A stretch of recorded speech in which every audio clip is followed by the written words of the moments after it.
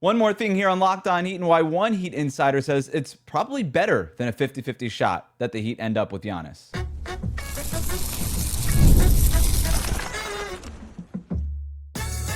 You are Locked On Heat, your daily Miami Heat podcast, part of the Locked On Podcast Network, your team every day. Hello and welcome back to Locked On Heat. I'm Wes Goldberg here with David Ramil. We've got one more thing to talk about today. I want to talk about this clip from Ira Winderman, who went on WQAM yesterday talking about Giannis. Let's just go ahead and play that clip really quick, and then we'll react to it. You know, you guys for over the years have always asked me to put percentages on stuff, and it's a hard thing to do. I think saying 50-50 might be selling this even a little bit short because Hawk, it seems to be pointing in this direction. I think it's all sort of going in the Heat's direction. And the fact is that the Heat have not stopped any of this. I can't tell you how many times over the years the Heat will tell Solana or me or something, hey guys, you need to back off a little, because they know the bad look at the end when you don't get Beal, when you don't get Harden, when you don't get Durant, when you don't get Irving. It has been so long that I think if the Heat thought, hey, there is not a good chance of this happening, I think they subtly would have dropped breadcrumbs to us. Hey, guys, you may want to pull back. There's been none of that. There's been none of tamping this down. There's been no one from the Heat saying, hey, we're trying, but you never know. This is going to be a hard one to explain away, Hawk. This is going to be...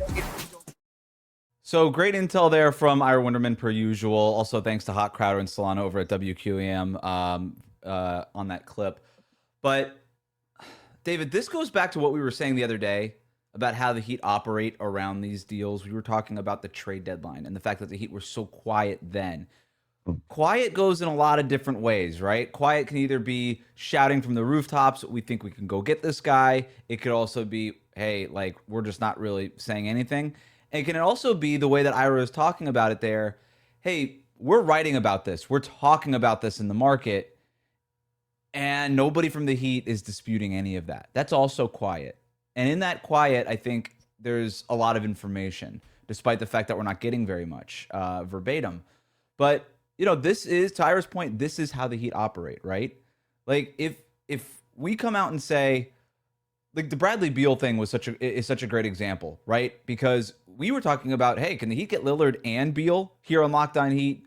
That in the summer of 2023. I know Barry Jackson wrote about it for the Miami Herald, a column shortly after we were talking about it here on this show.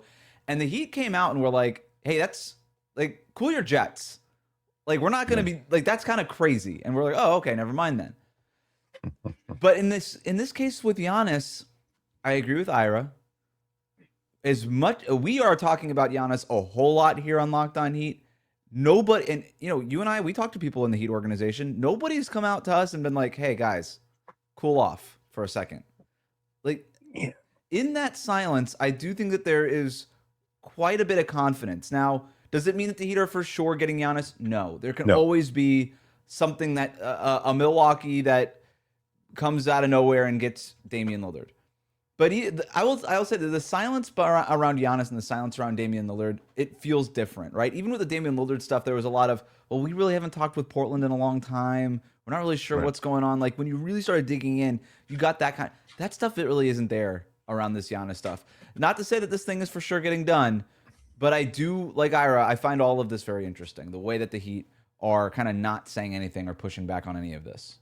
I think at the time of the Lillard trade, or when the discussion started breaking earlier that year, there was a lot of the noise regarding him and his agent telling Portland that Miami was the place to be. And I think Miami wanted to distance themselves from that a little bit. Like, I don't think they really wanted to go outright and acknowledge that we've talked to Lillard and that we want to make this deal happen. And so I think there was a different vibe about that. It was a little bit later in the summer too, because I remember the buzz about Las Vegas Summer League and Andy Ellisberg being there, and just the whole idea that there were negotiations already taking place into July.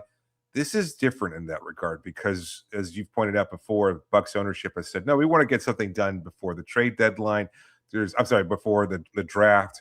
We want to make sure that we try to embrace a new identity. And for Miami, they've made no secrets about the fact that they were interested in acquiring Giannis at the trade deadline, and that this is just an extension of that. It's like, oh, okay, we didn't change your mind about wanting this guy from the next 3 months. Just because it didn't happen in February doesn't mean we can't look down the road at May and June and say, yeah, we still want him to be part of our team. And so they're just waiting for Milwaukee to make the right move. And so there's no reason for them to kind of let us or other reporters know, you know what, I might want to cool your jets a little bit about this because we're not really all that interested, or we really don't think it's going to happen. I think at this point in time, Miami has presented whatever it is that they're capable of offering to Milwaukee. And it's up to Milwaukee to decide we either accept Miami's offer or we're going to wait for as long as we can to see if another team bites and offers something that we might find a little bit more interesting. Because I think Ira includes in that piece that you mentioned, it's not that Miami offers necessarily the best individual picks or the best individual player, but the best overall package of those things that really works so well towards Miami's advantage. They're not offering Paolo Banchero as Orlando might, but they're offering Tyler Herro and Kel'el Ware along with everything else that they've included in that package, and it's a great deal. So I just think all of this kind of skews towards Miami's favor, and that they're able to kind of just, we've made our move. We've told you what we are willing to offer. Can you find something better?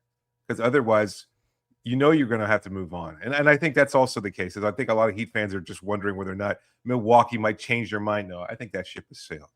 Giannis is done with the Milwaukee Bucks. He's not going to play with Milwaukee any further. And at this point in time, it's just up to the Bucks ownership to just try and get something done as soon as possible. And that seems it's pointing towards Miami. There's one other big reason why things seem to be pointing to Miami. We'll talk about that in a quick second. Today's episode of Locked On Heat is brought to you by Hims. ED is way more common than most guys think. Millions of guys deal with it at some point, and that's exactly why Hims offers a straightforward way to handle it.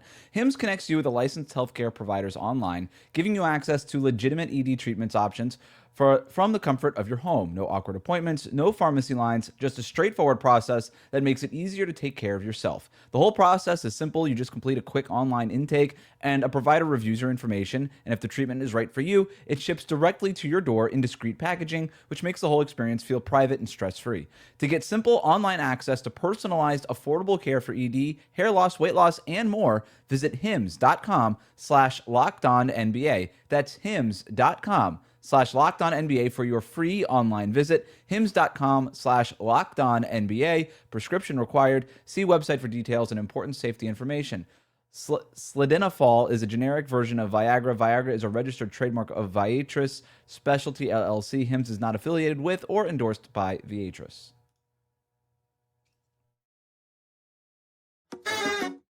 Welcome back to Locked On Heat. Talking about that clip over from that Ira from Ira's appearance on WQEM the other day, talking about how he believes it's maybe even better than a 50-50 shot that the Heat end up with Giannis. And I do think one of the big reasons for that also here is the more I kind of poke around, the less I think that there's a market for Giannis. I just don't know what the team is. We heard that Portland could be an option, that they might be interested in trading for Giannis. Okay, maybe that's true. Is Giannis interested in playing for Portland? At the end of the day, Giannis has so much leverage in this, where a team like Portland could say, well, whatever, we'll trade you all of this stuff for a one-year rental of Giannis. But is that worth it? Like, everybody always makes the Toronto Raptors comparison. Look, they did it for Kawhi, and look what happened in 2019. They won a championship. And I'm not going to take anything away from that Raptors championship. They earned it. But Kevin Durant and Klay Thompson got injured in that finals. And if Durant doesn't tear his Achilles in that finals, and Klay doesn't blow out his knee, then we're talking about a fun year where the Raptors make the finals. But we're not talking about like this historic swing, Masai Ujiri is a genius kind of stuff. We're not talking about it in that same way. And even then, that Raptors team swapping DeRozan for Kawhi was so much closer to competing in the Eastern Conference that LeBron had just vacated than a Portland team would be with Giannis. I like that Portland team just fine, but that's not a team that you add Giannis to and is beating the Thunder, the Spurs, or the Nuggets. I don't think. right? And so I don't know why Portland would do that. It does seem to me to be a little bit of leverage smoke play, maybe from I don't know where it's coming from, but that's what it strikes me as. The more that we're hearing about the Boston thing, it feels like Giannis is probably a long shot. Now, they could be downplaying it to try to get in on him. I'm not ruling that out. The way that Boston operates, I would never rule that out at all. But I also that doesn't pass the sniff test for me either, because it just seems really risky for a team that just won a championship less than 2 years ago. So I don't know, David. I look around the league, and I had this conversation with Matt Moore and Hayes on Locked On NBA Daily yesterday, and I was like, find me the team. I want to be talked out. I'm not trying to be the homer here. Please talk me out of it. Find me the team besides Miami that makes sense. And nobody can identify a team that makes sense. And it's not to say that there isn't one, or that maybe there's a team that doesn't even make sense, but they don't care. They just want to be in on the Giannis business, right? There's always that possibility. But the more I talk to people on podcasts and people in the league and around the league, I'm just struggling to find the other place. I don't know that there is one either. And that's what scares me a little bit too, is that it's not the teams we've heard about, because I think you're right that that's more just noise than anything else. It's the quiet team that we haven't heard of yet. And I don't know what that team is, but it feels like that's kind of what was looming over this whole situation, is something akin to what we saw in the Dame Lillard situation, where it was Milwaukee out of nowhere making the move and trading Drew Holiday, because we didn't think that they were willing to move on from Holiday. He was a big part of their championship success. He was beloved in that organization, a big part of that community. And then all of a sudden he's on the way out for Dame Lillard. And that was a big move. And, it just seemed like it caught everybody off guard to a certain degree. And so you have to wonder whether or not there's a team like that now that feels that, you know what, maybe we can offer X, whatever that might be, and make the kind of move in order to kind of sneak in there and get something done. And I don't know. I'm not sure what that team is. Matt brought up Houston, and that was interesting to me, because I could see Ime Udoka and Kevin Durant being like, all right, are we done messing around with the young guys? Like, go get us Giannis. I could see those guys trying to do that. But that is a big move for a Rockets team. And again, they've got you would have to have assurances from Giannis that he would want to resign there. And all the things that we hear is that Giannis doesn't really want to go to the Western Conference because he wants to compete for championships. So, yeah, I don't know. Like, I'm not saying it can't happen. I'm just telling you that I'm struggling to find what that team is right now. But I can be wrong. And I would love for somebody to prove me wrong, because I don't want to end up on the other side of this being disappointed again, which I think is what every Heat fan is worried about here. And I would like to at least see it coming if you're going to break my heart. Could the Wizards offer something around the first pick, maybe? I mean, I know that seems crazy to talk about. Yes, but that's what I'm saying, though. It's like they made this swing for Trae Young. They made this for AD. It's like, you know what? Let's just lean into it. Here we're rebuilding, and now we've got 3 All-Stars with, various chinks in the respective armors. But talk about jump-starting your rebuild a little bit. It's like, we like the balance, we like what he can bring to the table, etc. But I mean, that would be the kind of move, right, out of left field. I have no reporting on this or anything like that, but I know you got to think crazy, right? Like, what's the team that could just do something crazy? Like, would Memphis be like, here's John Morant in the 3rd pick in the draft, right? It's crazy, because now it's Giannis and Zach Edey, I guess. But it's like, hey, now we got. And that's like, Giannis wouldn't resign there. Why would you do that? There's no way Memphis does that, right? You're not trading the 3rd pick. And that's the thing with the Wizards. Do the Wizards think that Giannis would resign there? Maybe. Does Giannis look at Anthony Davis and Trae Young and it's like, you know what? Maybe I would resign here. It's possible. Yeah. But you've got to know, and that's at the end of the day, Giannis has so much power here, because if he just says, that's cool that you have that offer, but I'm not going to resign there. If you're the Wizards and you have the number 1 pick, how can you risk that? You can't risk that. And that's the craziest thing. So we'll see where it goes. Just wanted to get that little bit more of information out here on today's One More Thing. Thanks so much for tuning in today to Locked On Heat.